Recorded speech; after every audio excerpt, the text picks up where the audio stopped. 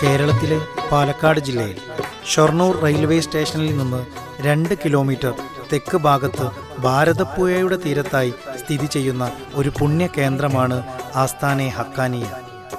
ഹസ്രത്ത് ഖ്വാജ ഷെയ്ഖ് മുഹമ്മദ് ഉമർ ഷാ ഖാദിരി അൽ Chishti ഇഫ്തിഖാരി Haqqani പീർ സിന്ദാനവാസി റഹ്മത്തുള്ളാഹി അലൈഹി അവർകൾ പടുത്തുയർത്തിയ ഈ ആസ്ഥാനയുടെ മണ്ണിൽ തന്നെയാണ് മഹാനവറുകളുടെ ദർഗാ ഷരീഫ് നിലകൊള്ളുന്നത്.